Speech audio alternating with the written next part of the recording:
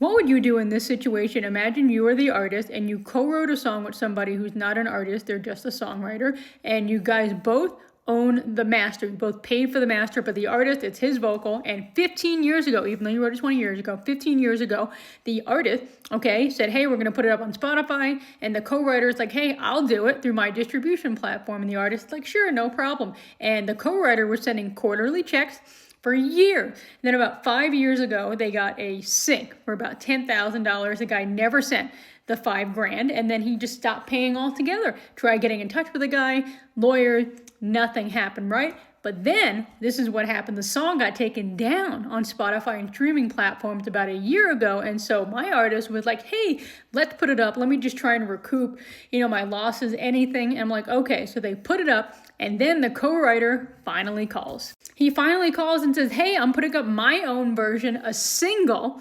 for 2026. And the artist is like, no, we were recorded it 15 years ago. You have to predate it, backdate it. And he's like, no. And the artist like, it's my profile. You still owe me money as co-owners. We both have to agree to have it up. I want it off. I want it off all the streaming platform. I have my own version. The artist re-recorded the version. I don't want this version. And this co-writer is holding on to this one-hit wonder, even though the song, has literally the quarterly royalties were $1.17. And he never paid my artist for the sync license, never. And the guy's like, oh, well, I don't have it. And but all these problems that are not my artist's problems. He's paid so much money to lawyer. So now, the phone call, the guy called, and the artist is like, I want to take it down. He's like, no, we had such good times, 15, 20 years ago. What are you talking about? This could be in movies, this could be in TV. And the artist is like, it doesn't make any money on my own version. You still get half. Let me buy you out. No, you can't buy me out. And I'm like, he offered over $5,000. He offered $7,500 to buy him out. And the artist is like, I'm just going to bury it. He's like, you need to spend money on this. My artist is like, why should I spend money on something that's making me $2 a year, $2 and change a year? And the guy won't let it go. Unfortunately,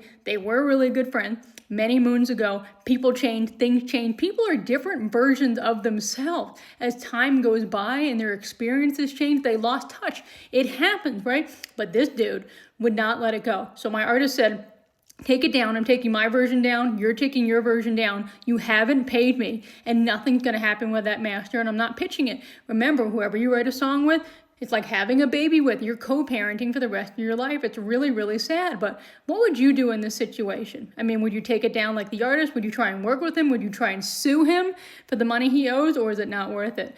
Let me know.